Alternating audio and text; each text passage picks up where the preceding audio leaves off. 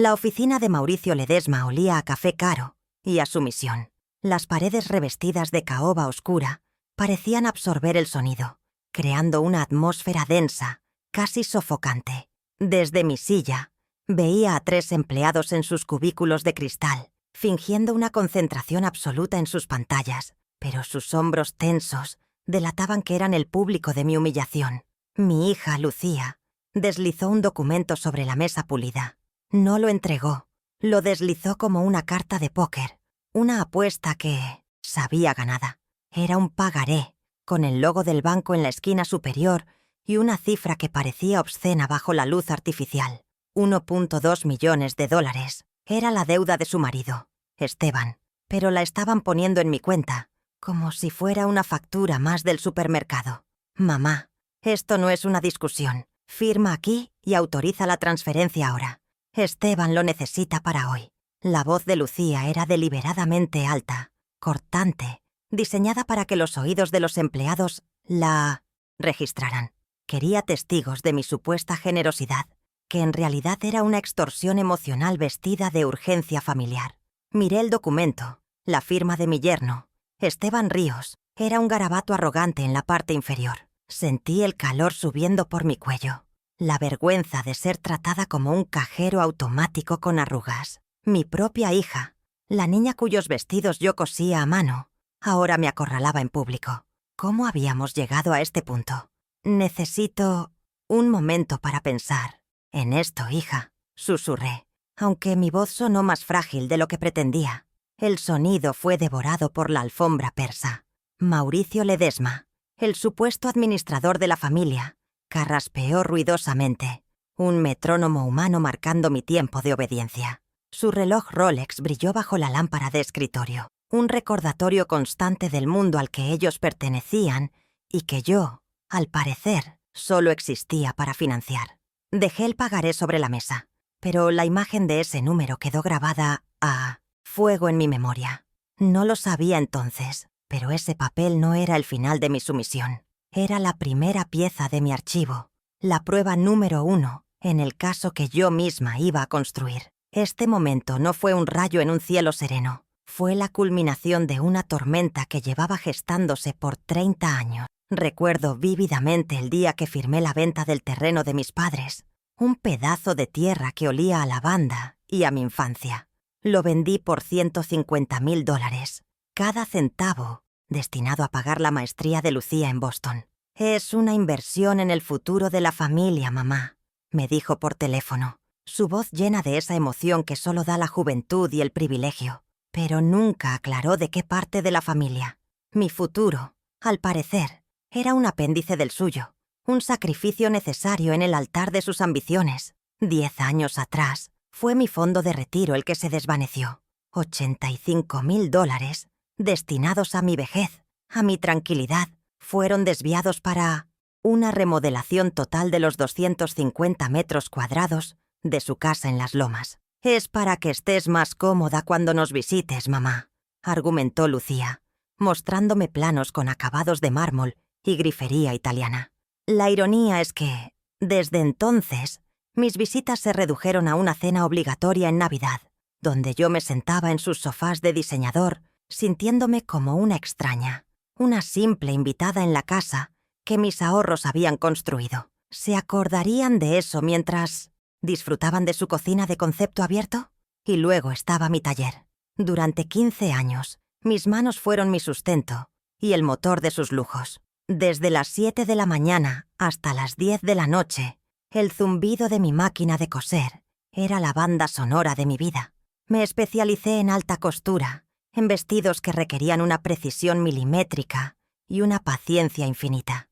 Mientras yo hilvanaba sedas y bordaba encajes para las mujeres más elegantes de la ciudad, ellos, con una facilidad pasmosa, descosían mi seguridad financiera, tirando de cada hilo sin el menor remordimiento. Cada puntada que yo daba para asegurar el futuro de otros era un pedazo del mío que se deshacía.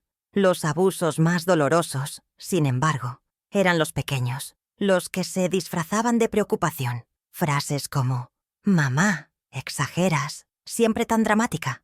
Cada vez que yo osaba cuestionar un gasto exorbitante en sus tarjetas de crédito suplementarias. O el clásico: nosotros manejamos tu dinero para que no te preocupes. Ya no tienes edad para eso. Era el gaslighting perfecto. Una niebla dulce y venenosa diseñada para hacerme dudar de mi propio juicio, para aislarme de mis finanzas, hasta que olvidara cómo leer un extracto bancario. Me convencieron de que mi agudeza mental se estaba desvaneciendo, cuando en realidad lo único que se desvanecía era mi patrimonio. Yo, Clara Mendoza, a mis 72 años, era para ellos un personaje secundario en su propia historia. Una exmodista cuya precisión y paciencia habían sido redirigidas de los patrones de tela a soportar sus caprichos. Mi mayor vulnerabilidad siempre fue el amor incondicional que sentía por Lucía, una culpa tejida en mi corazón de madre que me hacía ceder una y otra vez. Pero lo que ellos no sabían, lo que nunca se molestaron en ver, era mi competencia oculta, una memoria fotográfica para los detalles y una capacidad para planificar a largo plazo, tan metódica y precisa como el corte de un patrón complejo. Y mi paciencia, como un rollo de la tela más fina, tenía un final. Lucía, mi hija de 45 años, vive por y para la apariencia. Su mundo se construye sobre el estatus social, y su mayor debilidad es una arrogancia monumental que le impide ver a su madre como algo más que una fuente inagotable de recursos. Su camioneta Range Rover último modelo, pagada con el dinero que yo gané cosiendo hasta la madrugada, es su símbolo de estatus, un trofeo de su éxito a mi costa. Ella cree que soy sumisa, que mi amor es una debilidad que puede explotar indefinidamente. Pronto descubriría que el amor de una madre también puede ser un arma de precisión. Su marido, Esteban Ríos, es un hombre de 48 años con el encanto de un vendedor de autos usados y la ética de un pirata. Es un especulador fracasado, adicto al riesgo pero alérgico a las consecuencias. Su cobardía es su talón de Aquiles. Siempre busca a alguien más a quien culpar, a alguien más que pague sus deudas. Y yo he sido su red de seguridad durante demasiado tiempo. Su sonrisa fácil y sus promesas vacías de grandes negocios a la vuelta de la esquina habían sido la pala con la que cavó el agujero en mis finanzas, un agujero de 1,2 millones de dólares. Y Mauricio Ledesma, el administrador de 55 años, no es un antagonista, es un cómplice, un parásito que se alimenta de las transacciones de Esteban. Su motivación es simple y sucia: las comisiones. Por cada dólar que pasaba de mi cuenta a la de ellos, él se llevaba un porcentaje. Su debilidad, sin embargo, es su propia meticulosidad para el mal. Cree que su rastro de papel es una fortaleza, un registro de su astucia. No se da cuenta de que cada correo, cada transferencia documentada, es un clavo más en el ataúd que él mismo está construyendo. Mi plan necesitaría aliados, personas que pudieran anclar mi historia en la realidad. La primera era Rosa Benítez, mi vecina de 70 años, mi amiga de toda una vida. Ella era el testigo silencioso de mis sacrificios, la que me traía café en las noches interminables de trabajo. Yo te vi coser hasta la madrugada, Clara. Yo sé lo que te ha costado cada centímetro de esa casa, me dijo una vez, su voz llena de una lealtad que mi propia sangre me negaba. Ella sería la guardiana de mi plan, la depositaria de mi confianza cuando llegara el momento de desaparecer. El segundo aliado llegó de una forma inesperada. El doctor Mateo Vega, un joven abogado de 35 años, nieto de una de mis clientas más queridas de antaño. Le había hecho el vestido de novia a su abuela. Cuando lo contacté, no vi lástima en sus ojos, sino una energía de justicia, una indignación profesional. Él no veía a una anciana confundida, veía a una mujer lúcida y a una víctima de un abuso financiero sistemático. Él sería mi ariete, el que convertiría mi dolor y mis pruebas en un lenguaje legal que ellos no podrían ignorar. Su juventud era mi ventaja. Tenía el hambre de un caso que definiera su carrera. Los riesgos de mi situación iban mucho más allá del dinero. La primera estaca clavada en mi vida era doméstica. Lucía controlaba mi tiempo, especialmente el acceso a mis nietos. El calendario de mi cocina era un campo de batalla silencioso. Yo marcaba con un círculo los días que esperaba verlos y ella, durante sus visitas, los tachaba con un marcador negro grueso. «Ese día no podemos, mamá. Los niños tienen clase de mandarín». O «estaremos en el club». Imposible. Cada tachadura era una pequeña muerte, un recordatorio de que mi rol de abuela estaba sujeto a su aprobación y conveniencia. Luego, la estaca financiera se hizo más profunda. El control sobre mis tarjetas de crédito suplementarias era absoluto. Un día, revisando un extracto bancario que llegó por error a mi buzón, mis ojos se detuvieron en un cargo de $5,000. El concepto: estancia en resort de lujo, Cancún. Yo no había salido de la ciudad en 5 años. La imagen de ellos bebiendo cócteles en una playa de arena blanca, pagados con mi dinero mientras yo remendaba un mantel, me revolvió el estómago. Era un recordatorio constante de que mi retiro se había convertido en sus vacaciones permanentes. La amenaza más grande, la que me quitaba el sueño, era patrimonial. Mi casa, el único bien que quedaba íntegramente a mi nombre, el lugar donde crié a Lucía y donde aún conservo el olor de mi difunto esposo, estaba en su mira. La deuda de Esteban era la excusa perfecta para hipotecarla. A menudo, encontraba a Lucía mirando la fachada, desde su auto, no con nostalgia, sino con la mirada de un tasador. La foto de mi hogar, el refugio de mis últimos años, se superponía en mi mente con la imagen fría de ese pagaré de $1.2 millones.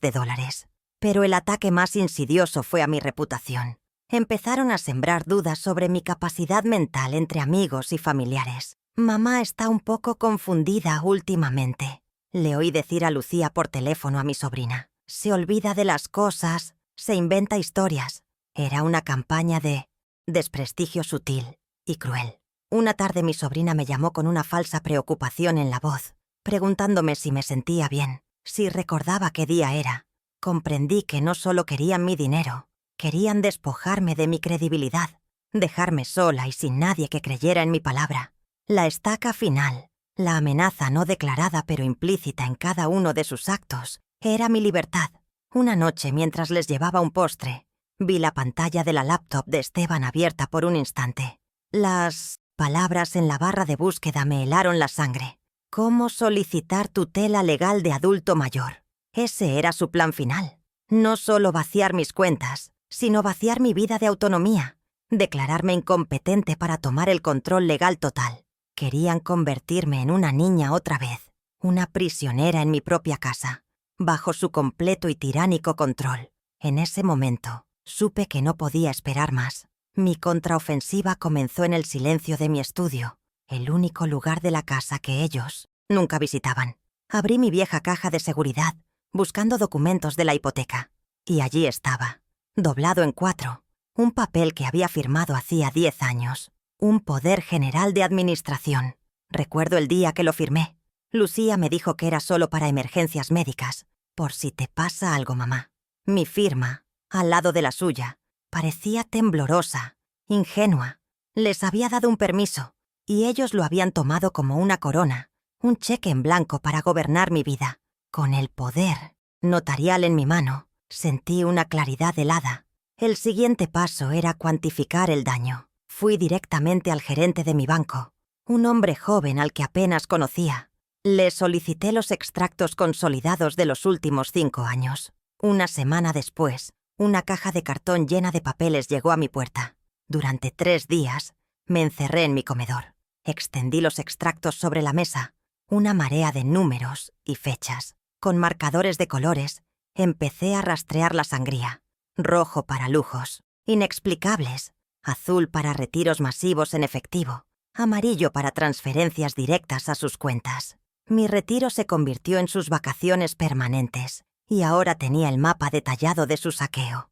Necesitaba una confesión, una prueba irrefutable de sus intenciones. Tras una breve consulta con el doctor Vega sobre la legalidad de grabar llamadas en mi estado, preparé el siguiente movimiento. Llamé a Esteban, mi voz cuidadosamente calibrada para sonar asustada y confundida.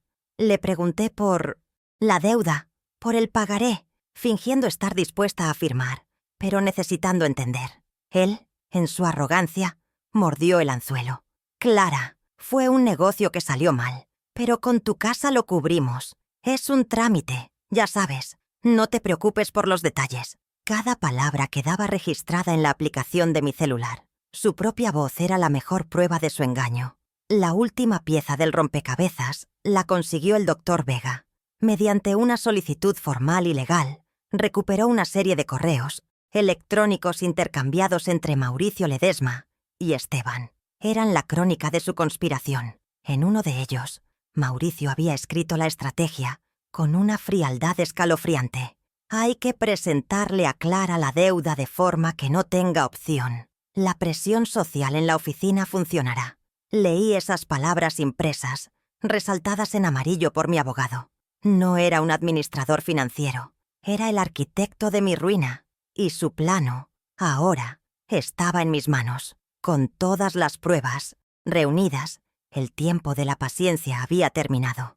El lunes a las 9 de la mañana, me senté frente al doctor Mateo Vega. Sobre su escritorio de madera clara, extendí mi archivo, el poder notarial, los extractos bancarios codificados por colores, la transcripción de la llamada con Esteban y las copias de los correos electrónicos. Le entregué una copia de todo. Él examinó cada documento con una concentración feroz. Cuando levantó la vista, no había compasión en su mirada, sino la determinación de un cazador. «Señora Mendoza», dijo con una calma que me tranquilizó, «vamos a recuperar todo. No por el dinero, por el respeto que le quitaron hoja por hoja». El martes a las 11 de la mañana, entré en la notaría de número 12 de la calle Madero. El aire olía a papel antiguo y a sellos de tinta. El notario, un hombre mayor con gafas de media luna, leyó el documento que el doctor Vega había preparado. Una revocación inmediata y unilateral del Poder General de Administración. Tomé la pluma y firmé. Mi trazo ya no era tembloroso, sino firme, decidido. Cada letra era un ladrillo en el nuevo muro que estaba construyendo alrededor de mi vida. Salí de allí sintiendo que me había quitado un peso de encima que llevaba cargando por una década. Directamente desde la notaría me dirigí al banco. Eran la 1 de la tarde. En lugar de ir a la caja, pedí ver al gerente. Le presenté el acta de revocación notariada. Sus ojos se abrieron con sorpresa mientras leía el documento. Sin hacer preguntas, procedió a ejecutar mis órdenes. Bloqueó todas las cuentas conjuntas, canceló cada una de las tarjetas de crédito suplementarias y cambió las claves de acceso a mi banca en línea. El flujo de dinero se había cortado. El grifo que había estado abierto durante años, de repente, estaba seco. La primera fase de mi plan silencioso estaba completa. El miércoles lo dediqué a preparativos más personales. En mi dormitorio, saqué una pequeña maleta de viaje del armario. Con cuidado, empaqué los documentos, originales, algunas prendas de ropa y los pocos objetos de valor sentimental que realmente me importaban. Una foto de mi esposo, el primer par de zapatos de Lucía, el dedal de plata de mi madre. Luego, puse una copia de la llave de mi casa y una carpeta sellada en un sobre grande. En el frente escribí, para Rosa, abrir solo si no vuelvo en 30 días. Dentro estaba un resumen de mi plan y contactos de emergencia. Estaba preparada para lo peor. El jueves, antes de que saliera el sol, a las 6 de la mañana, me fui. No hubo una despedida dramática. Simplemente cerré la puerta de mi casa detrás de mí, el sonido del cerrojo resonando en el silencio de la madrugada. Apagué mi celular habitual y encendí uno nuevo, un número que solo conocían Rosa y el doctor Vega. Un auto discreto, enviado por mi abogado, me esperaba en la esquina.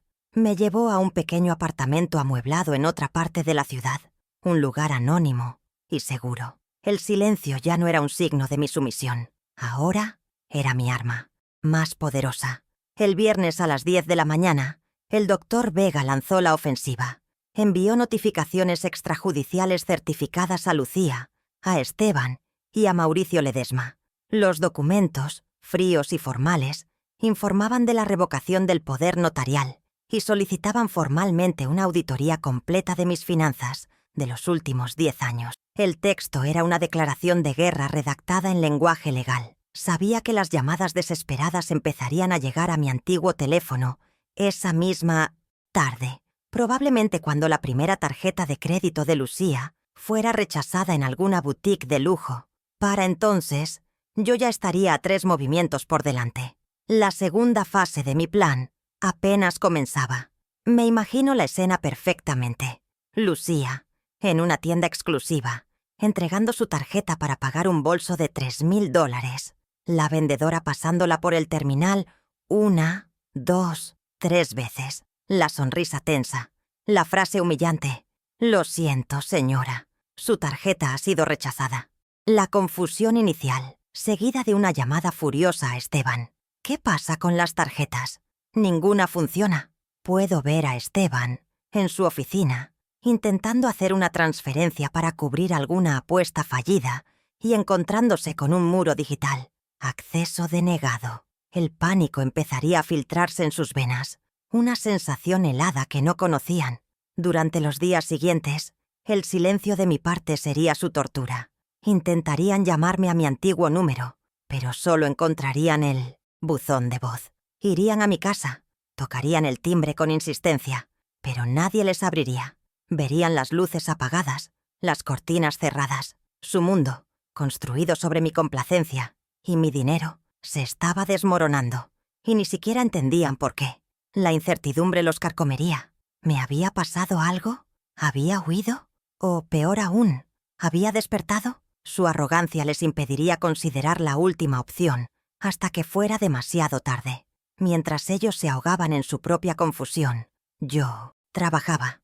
Cada día en mi apartamento temporal me reunía con el Dr. Vega y un contador forense. Juntos, preparamos la presentación para el golpe final. Convertimos los fríos datos bancarios en gráficos claros y devastadores que cualquiera podría entender. Editamos el audio de Esteban para aislar su confesión. Preparamos copias certificadas de cada documento. No dejaríamos nada al azar.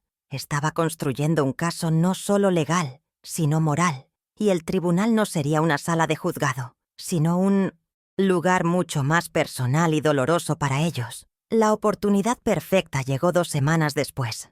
La Junta Anual de Accionistas de Textiles Mendoza, la pequeña empresa de alta costura que yo fundé con mis propias manos y que ahora ellos dirigían con una incompetencia soberbia. El evento se celebraría en el salón de un hotel elegante, frente a los socios minoritarios y empleados clave. Era su escenario, su momento para brillar y presentar informes financieros maquillados. No sabían que yo había decidido reescribir el guión de su obra y que mi acto final sería inolvidable para todos los presentes. El día de la junta, elegí mi armadura con cuidado, un traje sastre de lana gris que diseñé y cosí hace 20 años. Clásico, impecable, atemporal. Llegué al hotel y esperé en un pequeño café del vestíbulo hasta que supe que el evento había comenzado. El Dr. Vega ya estaba dentro, sentado discretamente entre los asistentes. A la hora señalada me levanté, alisando la falda de mi traje.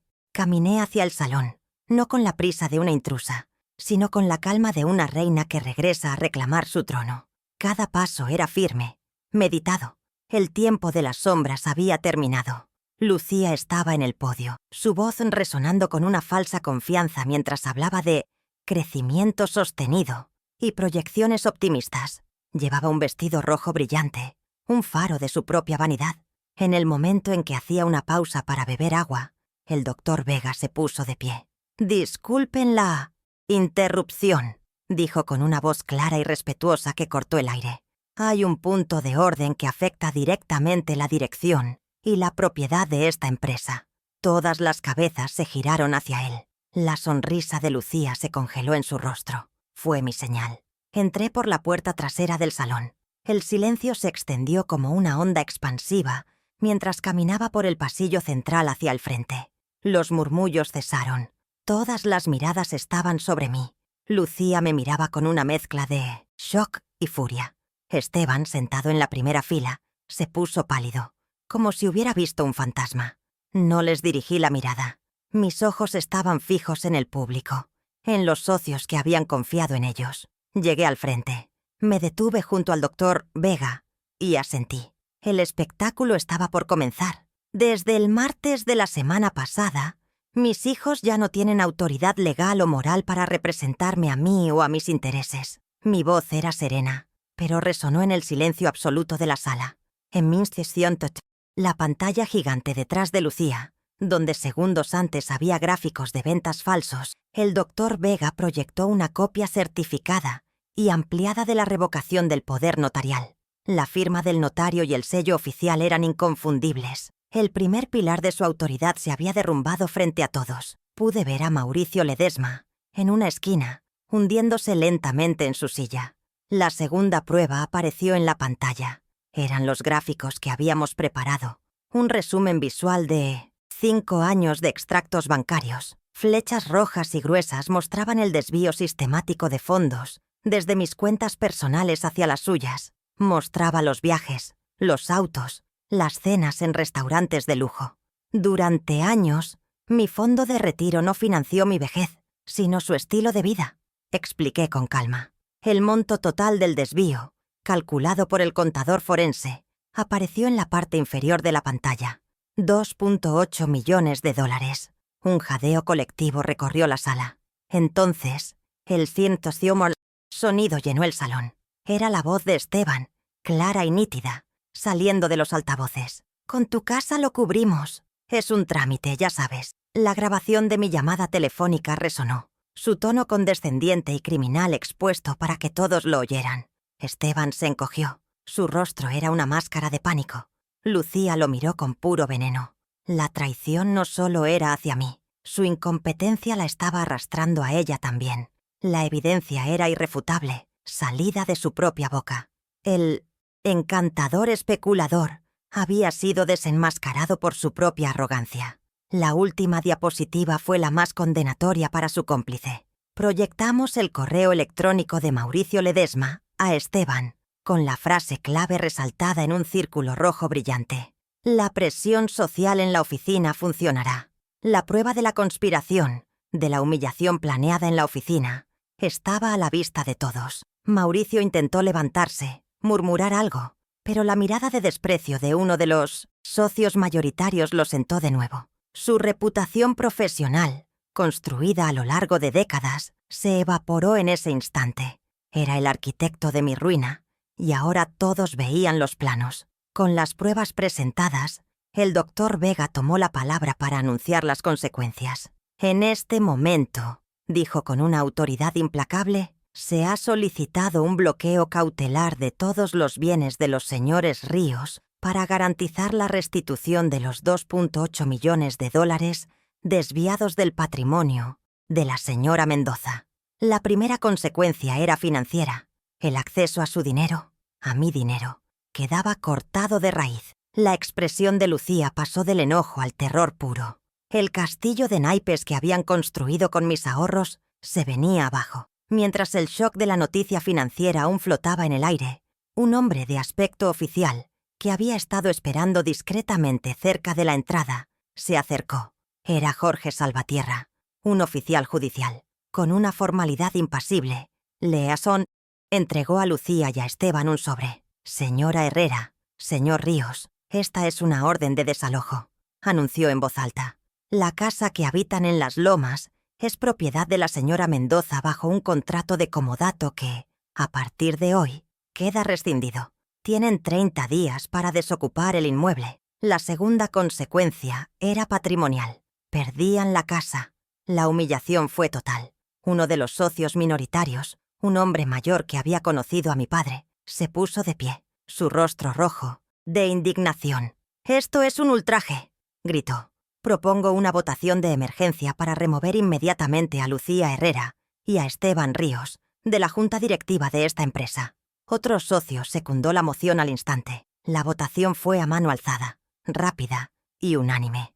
En menos de 5 minutos perdieron el control de la empresa que yo había fundado. La tercera consecuencia era corporativa. Lo habían perdido todo: dinero, casa y poder. Un mes después, el teléfono de mi nuevo apartamento sonó. Era Lucía. Su voz, despojada de su habitual arrogancia, era pequeña, casi irreconocible. No había exigencias, solo una pregunta vacilante sobre si podíamos hablar. Le contesté con la calma que me había ganado. Si quieres verme, Lucía, será en mi casa. Y hablaremos de nosotras, de lo que nos pasó. Pero nunca más hablaremos de dinero. Esa puerta para ti se cerró para siempre. Establecí un nuevo límite, una frontera que ella nunca más cruzaría. El control, por primera vez en décadas, era mío. He reabierto mi antiguo taller. No por necesidad económica, sino por placer. Por el deseo de volver a sentir la tela bajo mis dedos, de escuchar el zumbido familiar de mi vieja máquina de coser, Singer. El espacio está lleno de luz y de los colores de los hilos. La cámara me muestra tomando las medidas a una clienta joven, una futura novia, y por primera vez en mucho tiempo, sonrío genuinamente. He recuperado mi rutina, la oficina de Mauricio Ledesma olía a café caro y a sumisión. Las paredes revestidas de caoba oscura parecían absorber el sonido, creando una atmósfera densa, casi sofocante, diseñada para intimidar a cualquiera que no perteneciera a ese mundo de cifras millonarias y decisiones apresuradas. Desde mi silla de cuero, que se sentía demasiado grande y fría, veía a 3 empleados en sus cubículos de cristal. Fingían una concentración absoluta en sus pantallas, pero sus hombros tensos y las miradas furtivas que lanzaban en nuestra dirección los delataban. No eran simples trabajadores, eran el público cuidadosamente seleccionado para mi humillación, testigos silenciosos de un drama familiar que mi hija había decidido hacer público. Cada clic de sus teclados sonaba como un juicio. Mi hija, Lucía, deslizó un documento sobre la mesa pulida con un gesto que no era de entrega, sino de imposición. Lo empujó como una carta de póker, una apuesta que sabía ganada de antemano. Era un pagaré, con el logo del Banco Mercantil del Norte en la esquina superior, y una cifra que parecía obscena bajo la luz artificial. 1.2 millones de dólares. Era la deuda de su marido, Esteban, pero la estaban poniendo en mi cuenta como si fuera una factura más del supermercado, un gasto corriente en el presupuesto de mi vida. La tinta negra del número parecía mirarme, viva y demandante, un monstruo de papel nacido de la imprudencia de otro. «Mamá, esto no es una discusión. Firma aquí y autoriza la transferencia ahora. Esteban lo necesita para hoy». La voz de Lucía era deliberadamente alta, cortante, diseñada para que los oídos de los empleados la registraran con claridad. Quería testigos, no de mi generosidad, sino de mi obediencia. Era una extorsión emocional vestida de urgencia familiar, una actuación para su pequeño círculo de poder. Miré el documento, la firma de mi yerno, Esteban Ríos. Era un garabato arrogante en la parte inferior, la rúbrica de un hombre que nunca había asumido las consecuencias de sus actos. Sentí el calor subiendo por mi cuello, la vergüenza de ser tratada como un cajero automático con arrugas. «Necesito un momento para pensar en esto, hija», susurré, aunque mi voz sonó más frágil de lo que pretendía, casi un ruego. El sonido fue devorado por la alfombra persa que cubría el suelo, un tapiz de patrones complejos que, irónicamente, me recordaba a los diseños que yo solía bordar.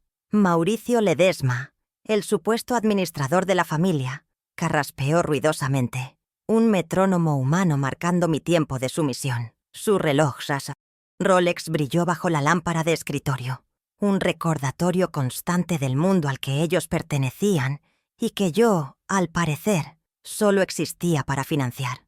¿Acaso creían que los años me habían robado la capacidad de entender la magnitud de su descaro? Mis ojos se desviaron del pagaré y se posaron en un detalle insignificante, una fina capa de polvo sobre la base de la lámpara de latón. En mi taller jamás habría permitido un descuido así. La precisión siempre fue mi ley. Y en ese instante, en 1900, medio de la coerción, una claridad helada me invadió. Ellos veían a una anciana confundida, fácil de manipular. No veían a la mujer que había construido un negocio de alta costura con nada más que sus manos y una memoria fotográfica para los detalles. Una mujer que podía recordar cada puntada de un vestido hecho hace 30 años. Su mayor error no era su codicia, sino su incapacidad para verme como realmente era. Dejé el pagaré sobre la mesa, un rectángulo de papel blanco que ahora parecía tener el peso de una lápida. La imagen de ese número, 1.200.000. Quedó grabada a fuego en mi memoria, archivada junto a otras cifras, otras fechas, otros sacrificios. No me negué rotundamente. No les di el drama que quizás esperaban. Simplemente me levanté, alisando la falda de mi vestido con una calma que los desconcertó. Pude ver una sombra de irritación cruzar el rostro perfectamente maquillado de Lucía. El silencio, comprendí en ese momento, podía ser una respuesta mucho más poderosa que un grito, y el mío estaba apenas comenzando a gestarse. No lo sabían entonces, mientras me veían caminar hacia la puerta con la espalda recta, pero ese papel no era el final de mi sumisión, era la primera pieza de mi archivo, la prueba número 1, en el caso que yo misma iba a construir, puntada por puntada, en el silencio de los días por venir. Ese pagaré, su arma de humillación, se había convertido sin que ellos lo sospecharan en la piedra angular de mi venganza.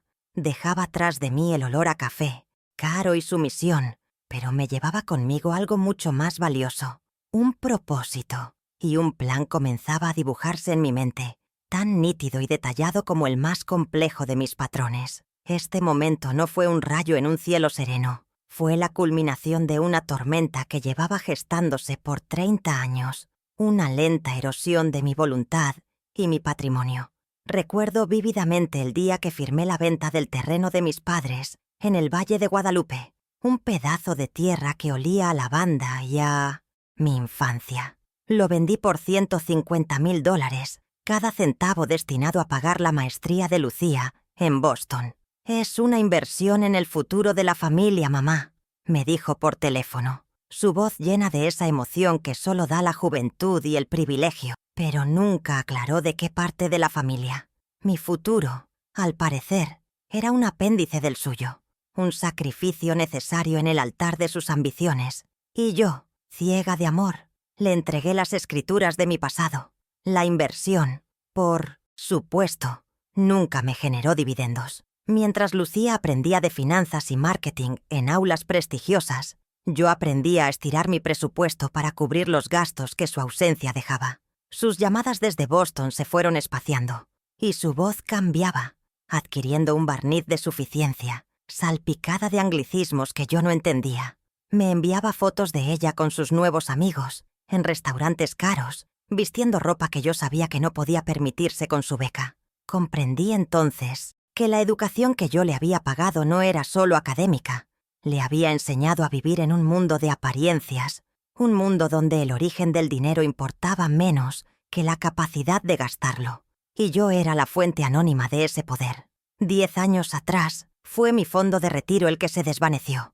$85.000, destinados a mi vejez, a mi tranquilidad, fueron desviados para una remodelación total de los 250 metros cuadrados de su casa en Las Lomas. «Es para que estés más cómoda cuando nos visites, mamá», argumentó Lucía, mostrándome planos con acabados de mármol de Carrara y grifería italiana.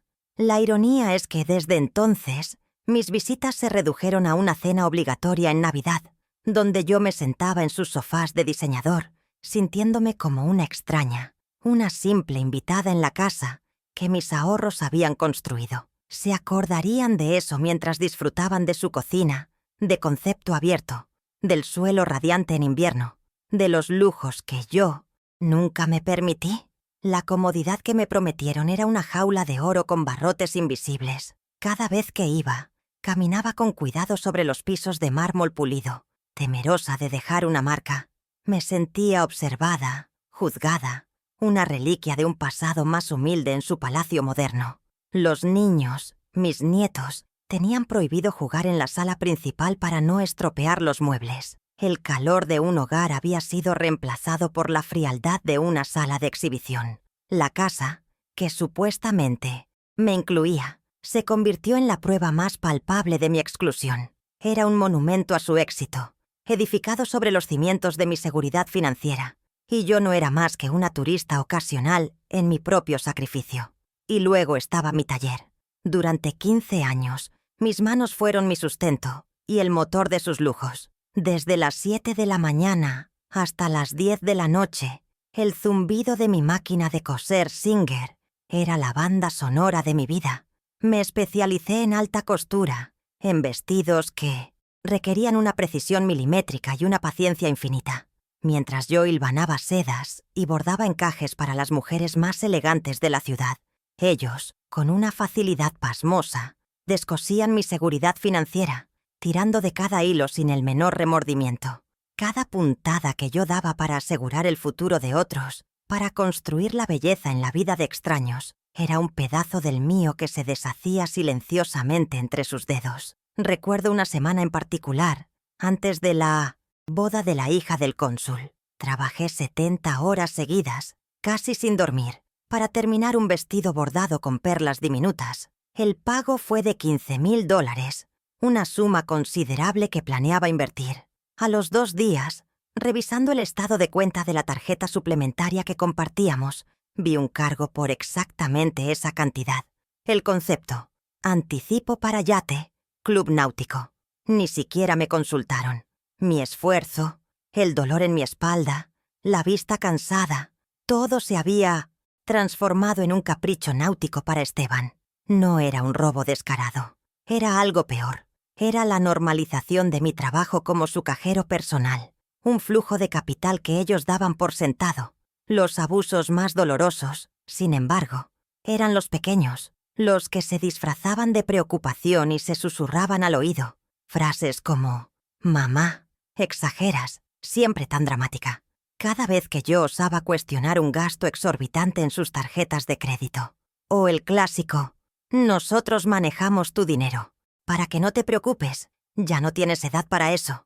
Era el gaslighting perfecto, una niebla dulce y venenosa diseñada para hacerme dudar de mi propio juicio, para aislarme de mis finanzas hasta que olvidara cómo leer un extracto bancario. Me convencieron de que mi agudeza mental se estaba desvaneciendo, cuando en realidad lo único que se desvanecía era mi patrimonio, dólar a dólar. Esta campaña de invalidación no era casual, era una estrategia. Buscaban despojarme de mi autoridad para poder ejercer un control total. Una vez llamé a Mauricio Ledesma para pedirle una explicación sobre un movimiento en mi portafolio de inversiones. Antes de que pudiera terminar mi pregunta, escuché la voz de Lucía en la otra línea. «Mauricio, no te preocupes, yo me encargo. Mi mamá a veces se confunde con los números». Me trató como a una niña incapaz frente al hombre que gestionaba mi dinero. Colgué el teléfono sintiendo una humillación fría y profunda. No solo me estaban robando, me estaban borrando, reescribiendo la historia de mi vida para convertirme en un personaje senil e incompetente. Yo, Clara Mendoza, a mis 72 años, era para ellos un personaje secundario en su propia historia. La excéntrica y adinerada matriarca, cuyo único propósito era financiar su ostentoso estilo de vida. Una exmodista cuya precisión y paciencia habían sido redirigidas de los patrones de tela a soportar sus caprichos. Mi mayor vulnerabilidad siempre fue el amor incondicional que sentía por Lucía, una culpa tejida en mi corazón de madre que me hacía ceder una y otra vez. Pero lo que ellos no sabían, lo que nunca se molestaron en ver, era mi competencia oculta, una memoria fotográfica para los detalles y una capacidad para planificar a largo plazo, tan metódica y precisa como el corte de un patrón complejo. Y mi paciencia, como un rollo de la tela más fina, tenía un final. Mi contraofensiva comenzó en el silencio de mi estudio, el único lugar de la casa que ellos nunca visitaban, pues lo consideraban anticuado y lleno de polvo. Abrí mi vieja caja de seguridad de acero, cuyo mecanismo conocía de memoria. El olor a papel antiguo y a metal frío llenó el aire. Buscaba documentos de la hipoteca, pero mis dedos encontraron algo más. Un papel doblado en 4 que había firmado hacía 10 años, en un día nublado que ahora recordaba con una claridad dolorosa. Era un poder general de administración. Recuerdo perfectamente la voz melosa de Lucía, explicándome que era solo para emergencias médicas. «Por si te pasa algo, mamá, para poder cuidarte». Mi firma, al lado de la suya, parecía temblorosa, la caligrafía de una mujer confiada. Les había entregado las llaves de mi vida creyendo que era un acto de amor y previsión. Desplegué el documento sobre mi mesa de trabajo, bajo la luz de mi lámpara de costura. La tinta se había desvanecido ligeramente, pero las implicaciones eran tan nítidas como el día en que fue firmado. Mi firma, pequeña y redondeada, contrastaba con la de Lucía, angulosa y expansiva, una firma que ocupaba más espacio del que le correspondía, como ella misma. En ese papel no había ninguna cláusula que limitara su uso a emergencias médicas. Era un poder absoluto, ilimitado. Les di un permiso, y ellos lo tomaron como una corona, un cheque en blanco para gobernar mi vida y desmantelar mi patrimonio. La primera prueba no era un indicio de su traición, era el contrato legal que la había hecho posible, la herramienta que ellos mismos habían puesto en mis manos para destruirlos. ¿Pensaron que nunca lo volvería a leer? Con el poder notarial en mi mano, sentí una claridad helada, no rabia.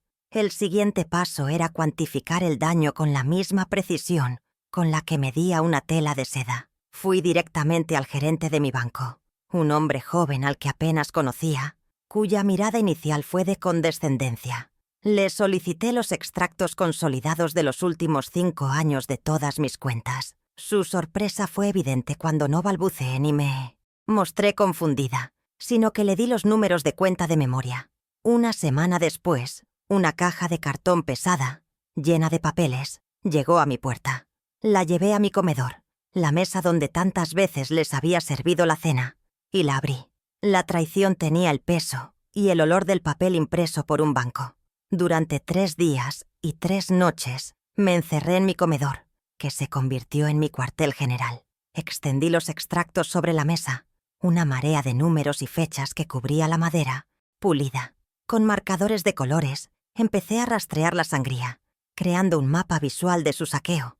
El rojo era para lujos inexplicables, como bolsos de diseñador, y estadías en hoteles de 5 estrellas. El azul, para retiros masivos en efectivo justo antes de sus viajes. El amarillo, para transferencias directas a las cuentas de Esteban. Vi los $85,000 de mi fondo de retiro convertirse en su cocina de mármol. Vi mi trabajo de 15 años transformado en autos de lujo y colegiaturas de escuelas privadas. Mi retiro se convirtió en sus vacaciones permanentes y ahora tenía el mapa detallado de su saqueo. Con las pruebas financieras en mi poder, necesitaba una confesión, una prueba irrefutable de sus intenciones para que nadie pudiera argumentar que yo era una anciana que malinterpretaba las cosas. Tras una breve consulta con el doctor Vega sobre la legalidad de grabar llamadas en mi estado, quien me aseguró que era permisible si yo era parte de la conversación, preparé el siguiente movimiento. Esperé hasta el atardecer, cuando sabía que Esteban estaría más relajado y, por lo tanto, más arrogante. Respiré hondo, calibré mi voz para que sonara asustada y confundida, y marqué su número. El corazón me latía con una fuerza que no sentía en años. No de miedo, sino de una anticipación gélida. La trampa estaba lista, y el cebo era mi supuesta debilidad. Él, en su arrogancia desmedida, mordió el anzuelo sin dudarlo. Mientras hablaba, yo miraba la pantalla de mi celular, donde la aplicación de grabación mostraba el tiempo corriendo en números rojos. Le pregunté por la deuda, por el pagaré, fingiendo estar dispuesta a firmar, pero necesitando entender los detalles, como una niña asustada. Su tono era condescendiente, paternalista. Clara, fue un negocio que salió mal, pero con tu casa lo cubrimos. Es un trámite, ya sabes. No te preocupes por los detalles. Nosotros nos encargamos de todo. Cada palabra quedaba registrada, un eco digital de su desprecio. Colgué el teléfono y escuché la grabación. Su propia voz era la mejor prueba de su engaño, un clavo más en el ataúd que él mismo estaba construyendo. Ya tenía las armas para desmantelar a Lucía y a Esteban, pero mi plan no estaría completo sin neutralizar a su cómplice, el arquitecto de su estrategia. Mauricio Ledesma era el engranaje silencioso que hacía funcionar la maquinaria del despojo. Su meticulosidad para el mal, como la había llamado, debía tener un rastro. Sabía que hombres como él, obsesionados con su propia inteligencia, a menudo dejan constancia de sus planes, creyéndose intocables. Le pedí al doctor Vega que usara sus recursos legales para buscar cualquier comunicación escrita entre Mauricio y Esteban. No era una corazonada, era la certeza de que la arrogancia siempre deja huellas y yo era una experta en seguir patrones hasta su origen. La última pieza del rompecabezas la consiguió el doctor Vega una semana después. Mediante una solicitud formal y legal, recuperó una serie de correos electrónicos intercambiados entre Mauricio Ledesma y Esteban en los días previos a mi humillación en la oficina. Mi abogado me los entregó impresos, sin decir una palabra, simplemente señalando un párrafo resaltado en amarillo. Leí esas palabras con una calma glacial, mi pulso firme. Mauricio había escrito la estrategia con una frialdad escalofriante. Hay que presentarle a Clara la deuda de forma que no tenga opción. La presión social en la oficina funcionará. Los empleados como testigos la dejarán sin argumentos. El arquitecto había dibujado los planos de mi ruina.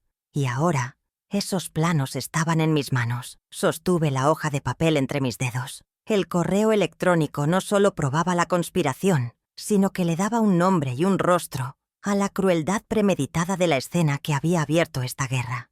La humillación no había sido un arrebato de desesperación de mi hija, sino una táctica fríamente calculada por el hombre en quien yo había confiado para proteger mi patrimonio.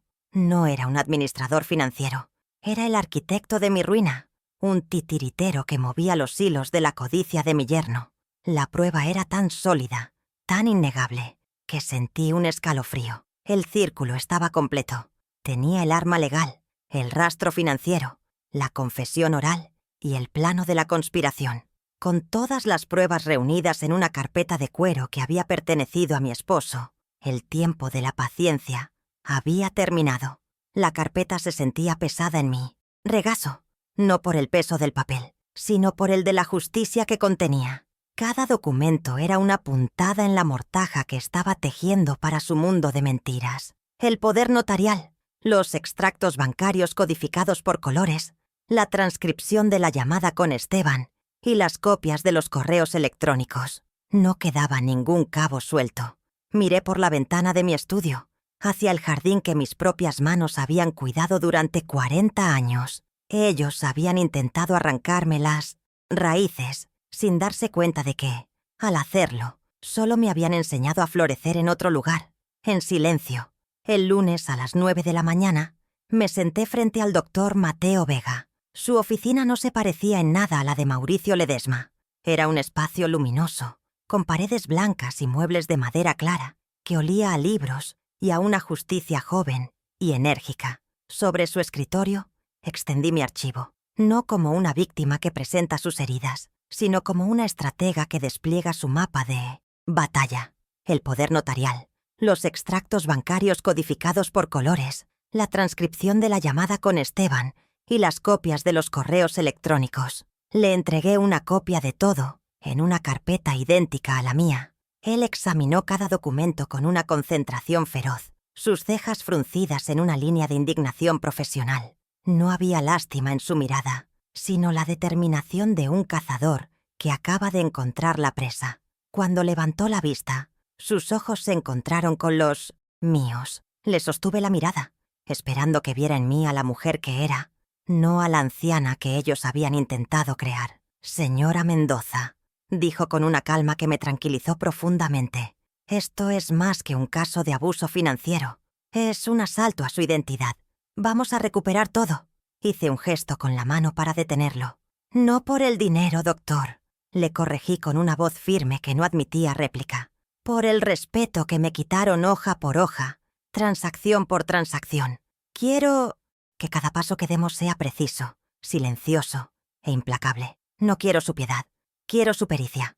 Él asintió lentamente, una sonrisa casi imperceptible en sus labios. El pacto estaba sellado. El martes a las 11 de la mañana, entré en la notaría de Muros 12 de la calle Madero. El aire olía a papel antiguo, a tinta y a la solemnidad de las decisiones irrevocables. El notario, un hombre mayor con gafas de media luna, leyó en voz alta el documento que el doctor Vega había preparado con la precisión de un cirujano. Una revocación inmediata y unilateral del poder general de administración que le había otorgado a mi hija Lucía 10 años atrás. Tomé la pluma que me ofreció. Se sentía pesada, un instrumento de poder. Mi mano no tembló. Recordé mi firma temblorosa en el documento original y la contrasté con el trazo firme y decidido que dibujé ahora. Cada letra era un ladrillo en el nuevo muro que estaba construyendo alrededor de mi vida. El sonido del sello de goma golpeando el papel fue el sonido más satisfactorio que había escuchado en una década. Salí de la notaría sintiendo que me había quitado un peso de encima que llevaba cargando por demasiado tiempo. Una armadura de sumisión que finalmente me había despojado. El sol de mediodía me pareció más brillante, el aire de la ciudad menos opresivo. Por primera vez en años, sentía que caminaba sobre un suelo que era verdaderamente mío. No era euforia lo que sentía, sino una calma gélida, una claridad absoluta de propósito. La primera cadena legal que me ataba a su control se había roto. Ahora era el momento de cortar el suministro que alimentaba su arrogancia, de cerrar la fuente de la que habían bebido con tanta avidez. Y sabía exactamente cómo hacerlo, sin una sola palabra de advertencia, sin una sola llamada telefónica. Directamente desde la notaría, me dirigí al banco. Eran la 1 de la tarde. En lugar de ir a la caja como solía hacer, pedí ver al gerente, el mismo hombre joven que había procesado mi solicitud de extractos la semana anterior. Le presenté el acta de revocación notariada. Sus ojos se abrieron con sorpresa mientras leía el documento, el sello oficial y la firma del notario, disipando cualquier duda. Su postura cambió de una cortesía condescendiente a un respeto inmediato y profesional. Sin hacer preguntas, procedió a ejecutar mis órdenes con una eficiencia admirable. Bloqueó todas las cuentas conjuntas, canceló cada una de las tarjetas de crédito suplementarias y cambió las claves de acceso a mi banca en mi línea. El flujo de dinero se había cortado. El grifo que había estado abierto durante años, de repente, estaba seco. El miércoles lo dediqué a preparativos más personales, a la logística de mi desaparición estratégica. En mi dormitorio saqué una pequeña maleta de viaje del armario. Con el cuidado metódico de una modista que prepara su material, empaqué los documentos originales, algunas prendas de ropa y los pocos objetos de valor sentimental que realmente me importaban. Una foto enmarcada de mi difunto esposo, el primer par de zapatos de Lucía que yo misma había cosido y el dedal de plata que había pertenecido a mi madre. Eran anclas a mi pasado, recordatorios de quién era yo antes de que intentaran borrarme. Cada objeto era una declaración silenciosa. Mi historia no comenzaba ni terminaba con ellos. Ellos eran simplemente un capítulo doloroso que estaba a punto de cerrar. Luego, con la misma precisión, preparé un sobre grande de Manila.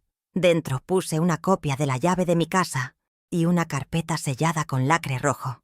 En el frente escribí con mi mejor caligrafía: para Rosa. Abrir solo si no tienes noticias mías en 30 días. Dentro de la carpeta había un resumen de mi plan, copias de todas las pruebas y los datos de contacto del Dr. Vega. Era mi seguro de vida, mi plan de contingencia. Crucé la calle y se lo entregué a mi vecina, mi amiga de toda una vida. Ella no hizo preguntas, simplemente tomó el sobre con sus manos arrugadas, me miró a los ojos y asintió. «Cuídate mucho, Clara», me dijo. En su voz no había miedo, solo una lealtad inquebrantable que mi propia sangre me había negado.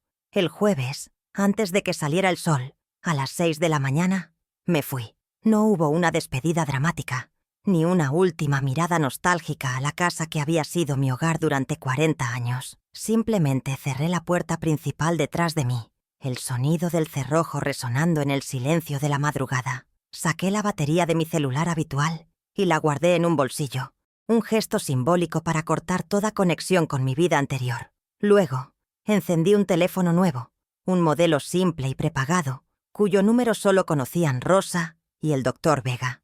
Un auto discreto, enviado por mi abogado, me esperaba en la esquina. Me llevó a un pequeño apartamento amueblado en otra parte de la ciudad, un lugar anónimo y seguro, donde el silencio ya no era un signo de mi sumisión. Ahora era mi arma más poderosa. El viernes a las 10 de la mañana, mientras yo tomaba una taza de té, en mi refugio temporal, el Dr. Vega lanzó la ofensiva. Envió notificaciones extrajudiciales certificadas a los domicilios de Lucía y Esteban y a la oficina de Mauricio Ledesma. Los documentos, fríos y formales, informaban de la revocación del poder notarial y solicitaban formalmente una auditoría completa de mis finanzas de los últimos 10 años, citando irregularidades significativas y transferencias no autorizadas. El texto era una declaración de guerra, redactada en un lenguaje legal que no podían malinterpretar ni ignorar. Era el primer trueno de una tormenta que ellos ni siquiera sabían que se estaba formando sobre sus cabezas. Sabía que las llamadas desesperadas empezarían a llegar a mi antiguo teléfono esa misma tarde, probablemente cuando la primera tarjeta de crédito de Lucía fuera rechazada en alguna boutique de lujo. Me imaginaba su confusión, su ira, su pánico creciente al encontrar un muro de silencio. Irían a mi casa y encontrarían las luces apagadas.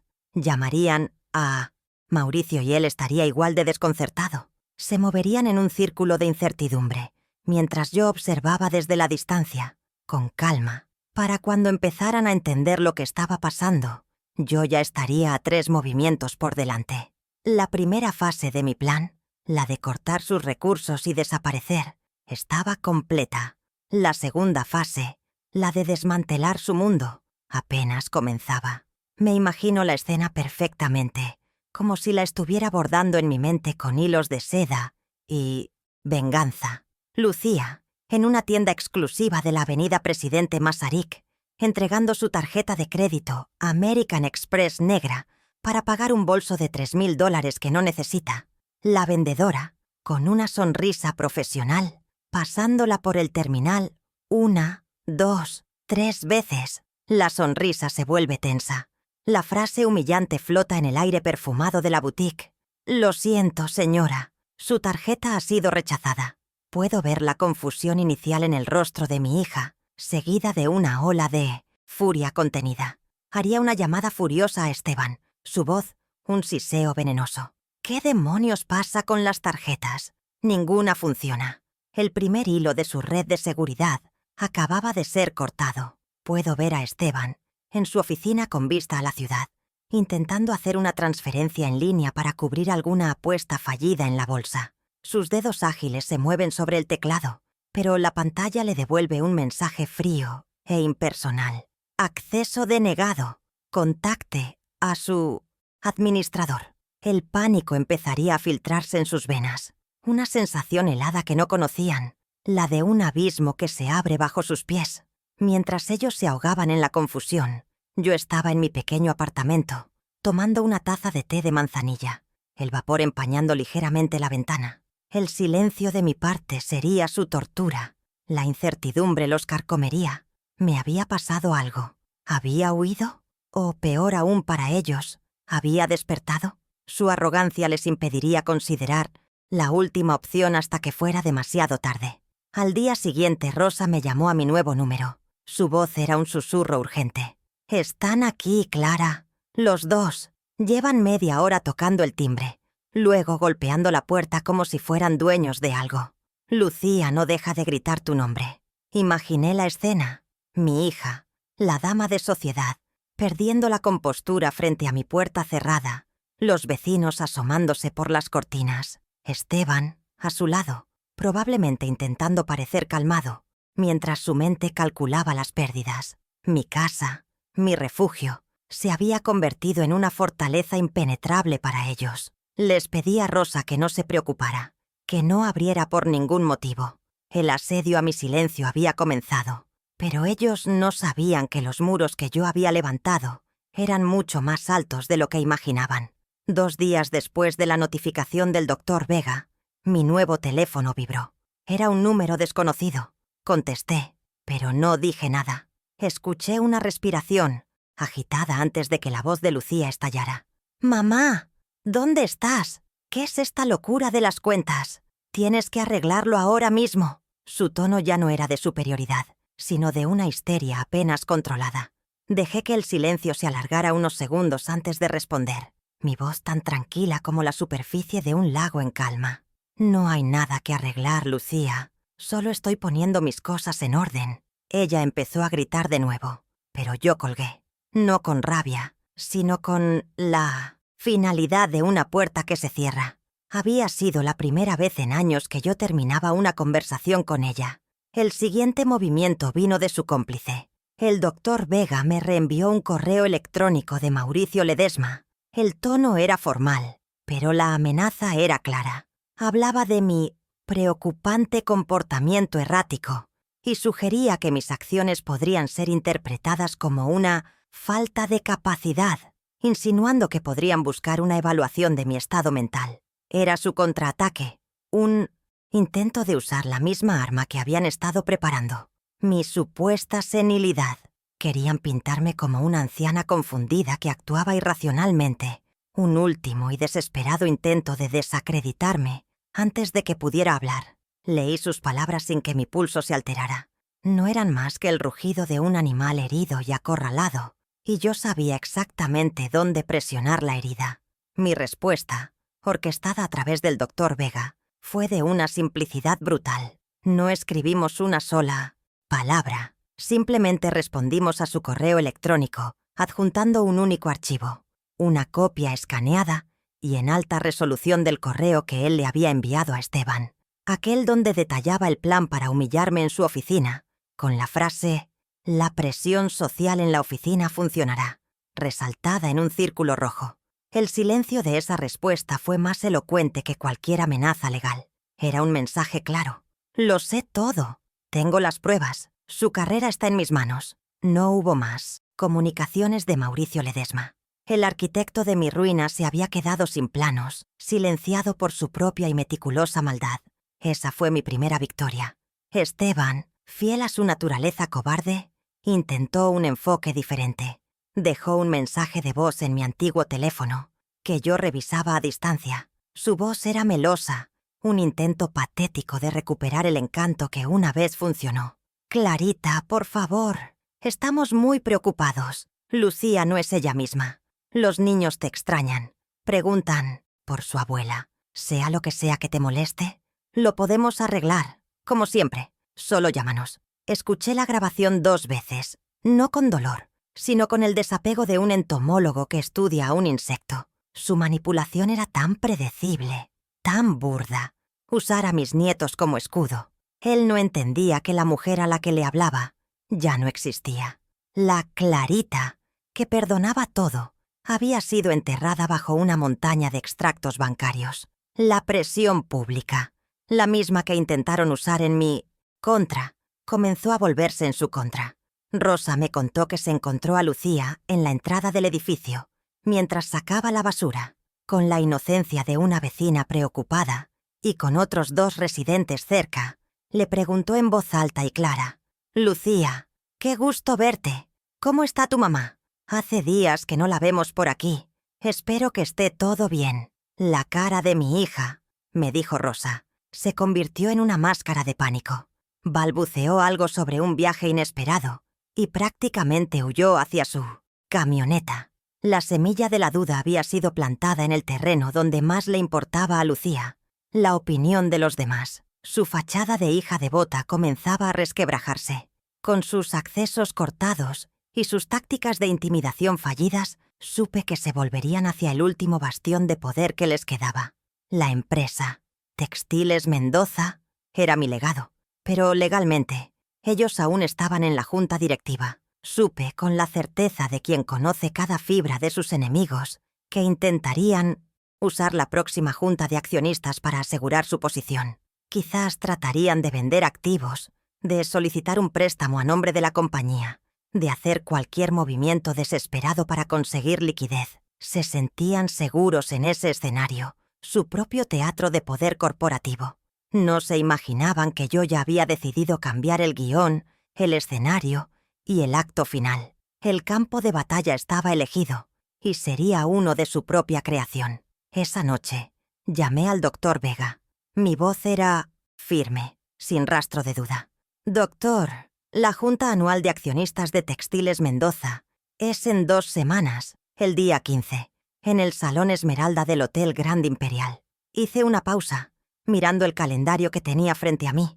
Un calendario limpio, sin ninguna fecha tachada. «Quiero que prepare todo. Proyectores, sistema de sonido, copias certificadas para cada uno de los socios. No vamos a enviar más advertencias. Vamos a dar una presentación. Él entendió de inmediato. El patrón final estaba dibujado en mi mente. Cada costura, cada pliegue. Solo faltaba hacer el corte. Y sería limpio, preciso e inolvidable. La guerra silenciosa estaba a punto de volverse muy, muy ruidosa. El día de la junta, elegí mi armadura con un cuidado casi ceremonial. Un traje sastre de lana gris que diseñé y cosí hace 20 años, cuyas costuras conocían la forma de mi cuerpo mejor que nadie. Clásico, impecable, atemporal. Llegué al Hotel Grand Imperial y esperé en un pequeño café del vestíbulo, observando cómo los accionistas, hombres y mujeres con trajes caros y sonrisas de negocios, entraban al Salón Esmeralda. El doctor Vega ya estaba dentro, un aliado silencioso sentado discretamente entre los asistentes. A la hora señalada, las 10:15 am, me levanté, alisando la falda de mi traje. Caminé hacia el salón, no con la prisa de una intrusa, sino con la calma de una reina que regresa a reclamar su trono. Cada paso sobre la alfombra afelpada era firme, meditado. El tiempo de las sombras había terminado. Lucía estaba en el podio, su voz resonando con una falsa confianza mientras hablaba de crecimiento sostenido y proyecciones optimistas para el próximo trimestre. Llevaba un vestido rojo brillante, un faro de su propia vanidad, diseñado para captar la luz y la atención. En el momento en que hizo una pausa para beber un sorbo de agua, el doctor Vega se puso de pie. «Disculpen la interrupción», dijo con una voz clara y respetuosa que cortó el aire cargado de jerga corporativa. «Hay un punto de orden que afecta directamente la dirección y la propiedad de esta empresa». Todas las cabezas se giraron hacia él. La sonrisa de Lucía se congeló en su rostro, una máscara de porcelana a punto de quebrarse. Fue mi señal. Entré por la puerta trasera del salón y el silencio se extendió como una onda expansiva mientras caminaba por el pasillo central hacia el frente. Los murmullos cesaron al instante. Todas las miradas estaban sobre mí, una aparición del pasado que no esperaban. Lucía me miraba con una mezcla de shock y furia contenida. Esteban, sentado en la primera fila junto a Mauricio Ledesma, se puso pálido, como si hubiera visto un fantasma. No les dirigí la mirada. Mis ojos estaban fijos en el público, en los socios que habían confiado ciegamente en ellos. Llegué al frente. Me detuve junto al doctor Vega y asentí. Desde el martes de la semana pasada, a las 11 de la mañana, comencé, mi voz serena pero resonando en el silencio absoluto de la sala. Mis hijos ya no tienen autoridad legal o moral para representarme a mí o a mis intereses. En la pantalla gigante detrás de Lucía, donde segundos antes había gráficos de ventas falsos, mi abogado proyectó una copia certificada y ampliada de la revocación del poder notarial. La imagen era nítida, devastadora en su simplicidad. La firma del notario y el sello oficial de la notaría, un Dagmonor 12, eran inconfundibles, un golpe de autoridad legal que nadie podía cuestionar. El primer pilar de su poder se había derrumbado, frente a todos. Pude ver a Mauricio Ledesma, en una esquina, hundiéndose lentamente en su silla, su rostro perdiendo todo color. La segunda prueba apareció en la pantalla antes de que alguien pudiera procesar la primera. Eran los gráficos que habíamos preparado. Un resumen visual de 5 años de extractos bancarios. Flechas rojas y gruesas mostraban el desvío sistemático de fondos desde mis cuentas personales hacia las suyas. Mostraba los viajes a Bali, los autos deportivos, las cenas en 1200 restaurantes de lujo. Durante años mi fondo de retiro no financió mi vejez, sino su estilo de vida, expliqué con calma, señalando la pantalla. El monto total del desvío, calculado por el contador forense, apareció en la parte inferior de la pantalla en números rojos y enormes. 2.8 millones de dólares. Un jadeo colectivo recorrió la sala, un sonido casi físico. Los rostros de los socios pasaron de la confusión al asombro y luego a una indignación palpable. Vi a un hombre mayor en la segunda fila, el señor Portillo, un viejo amigo de mi esposo, quitarse las gafas y frotarse los ojos como si no pudiera creer lo que veía. Entonces, antes de que el shock se disipara, el sonido llenó el salón. Era la voz de Esteban, clara y nítida, saliendo de los altavoces del sistema de sonido del hotel. Con tu casa lo cubrimos. Es un trámite, ya sabes. No te preocupes por los detalles. La grabación de mi llamada telefónica resonó, su tono condescendiente y criminal expuesto para que todos lo oyeran. Esteban se encogió en su asiento, su rostro una máscara de pánico y sudor. Lucía lo miró con puro veneno, sus ojos lanzando dagas. La traición no solo era hacia mí, su incompetencia la estaba arrastrando a ella también al abismo. La evidencia era irrefutable, salida de su propia boca. El encantador especulador había sido desenmascarado por su propia arrogancia. La última diapositiva fue la más condenatoria para su cómplice. Proyectamos el correo electrónico de Mauricio Ledesma a Esteban, con la frase clave resaltada en un círculo rojo brillante. La presión social en la oficina funcionará. Los empleados como testigos la dejarán sin argumentos. La prueba de la conspiración, de la humillación planeada en aquella oficina de caoba, estaba a la vista de todos. Mauricio intentó levantarse, murmurar algo, pero la mirada de desprecio de uno de los socios mayoritarios lo sentó de nuevo. Dejé que un silencio denso y pesado se apoderara de la sala por un momento. Permití que la magnitud de las pruebas se asentara, que la verdad cruda reemplazara años de mentiras bien vestidas. Miré directamente a los ojos de mi hija. No había odio en mi mirada, solo una finalidad gélida. Ustedes confundieron mi amor con debilidad y mi silencio con aprobación, dije, mi voz cortando el silencio. Hoy no vengo a discutir, vengo a presentar las cuentas. Con esa frase, le cedí la palabra al doctor Vega, quien se adelantó un paso, su postura emanando una autoridad implacable. El tiempo de las pruebas había terminado. El tiempo de las consecuencias acababa de comenzar, y serían rápidas, públicas e irrevocables, como ellos habían querido que fuera mi firma en aquel pagaré. En este momento, anunció el doctor Vega con una voz que no admitía interrupción, se ha solicitado y concedido un bloqueo cautelar de todos los bienes, cuentas bancarias y propiedades de los señores Ríos para garantizar la restitución de los $2.8 millones desviados del patrimonio de la señora Mendoza. La primera consecuencia era financiera. El acceso a su dinero, que en realidad era mi dinero, quedaba cortado de raíz. La expresión de Lucía pasó del enojo al terror puro. Pude verla procesar la noticia. Las tarjetas de crédito, las cuentas, la camioneta Range Rover, todo congelado. El castillo de naipes que habían construido con mis ahorros se venía abajo en tiempo real, frente a la misma gente a la que tanto se esforzaban por impresionar.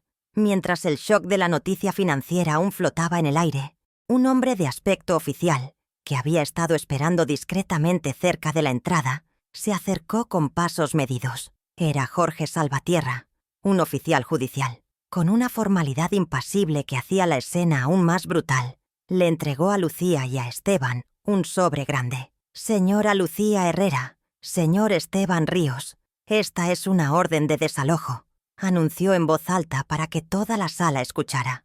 La casa que habitan en las Lomas es propiedad de la señora Clara Mendoza, bajo un contrato de comodato que, a partir de hoy, queda rescindido.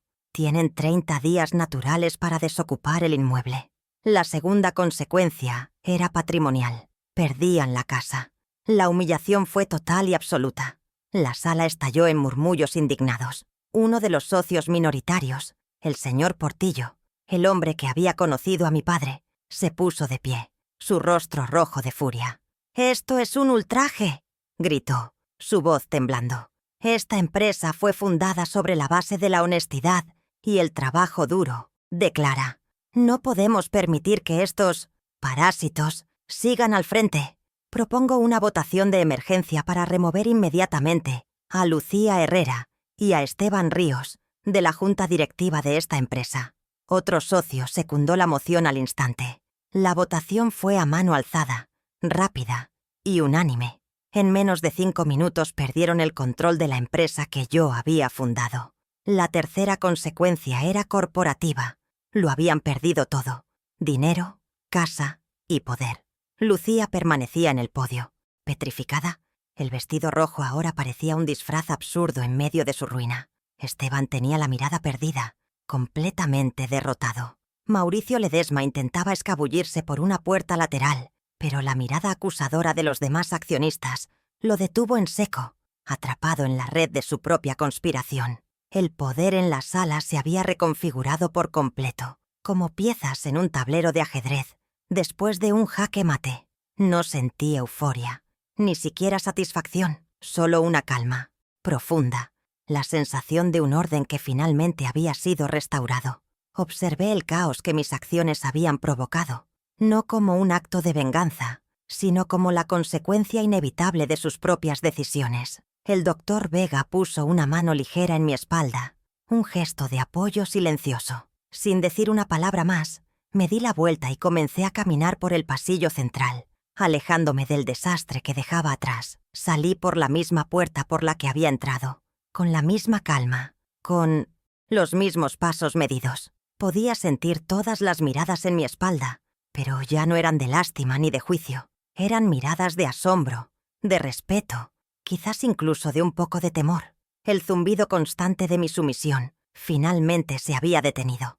En su lugar, en el silencio que dejé, comenzaba a escucharse el sonido lento pero inexorable de la justicia. Mi vida, de nuevo, estaba en mis manos. Un mes después, el teléfono de mi nuevo apartamento sonó. Su vibración un zumbido discreto sobre la mesa de madera. Era un número que reconocí de inmediato, el de Lucía. Durante 30 días, había disfrutado de un silencio que era a la vez un bálsamo y un campo de entrenamiento para este momento. No sentí un nudo en el estómago, ni una punzada de la vieja culpa. Sentí una calma gélida, la de una estratega que ha anticipado todos los movimientos del adversario. Dejé que sonara 3 veces, un pequeño ritual para recordarme a mí misma que yo, y solo yo, controlaba el acceso a mi paz. Finalmente, deslicé el dedo por la pantalla y contesté, llevando el teléfono a mi oído sin pronunciar palabra, esperando. Su voz, despojada de su habitual arrogancia, era pequeña, casi irreconocible, la voz de una extraña. No había exigencias, ni histeria, solo una pregunta vacilante que flotaba en la línea como un fantasma. «Mamá, ¿podemos hablar?» Escuché el peso de todo lo que no se decía, el pánico, la humillación, la desesperación de un mundo que se había derrumbado. Le contesté con la calma que me había ganado a pulso, cada palabra elegida con la precisión de un corte en seda. «Si quieres verme, Lucía, será en mi casa, y hablaremos de nosotras, de lo que nos pasó. Pero nunca más hablaremos de dinero. Esa puerta para ti se cerró para siempre. No fue una oferta, fue un decreto. Establecí un nuevo límite, una frontera que ella nunca más cruzaría». Colgué el teléfono antes de que pudiera responder, no por crueldad, sino por necesidad. Era el único lenguaje que ella podía entender, el de las consecuencias irrevocables. El control, por primera vez en décadas, era mío. No sentí triunfo, sino la serena satisfacción de una casa puesta en orden después de una larga y destructiva tormenta. El silencio que siguió a la llamada fue diferente. Ya no era el silencio de la espera, sino el de una nueva soberanía. Mi vida, mis reglas, el amor que le tenía no había desaparecido, pero había mutado. Ya no era un cheque en blanco. Ahora era un contrato con cláusulas muy claras, escritas con la tinta indeleble de la experiencia. A la semana siguiente volví a mi casa. El aire se sentía estancado, impregnado de los fantasmas de mi sumisión.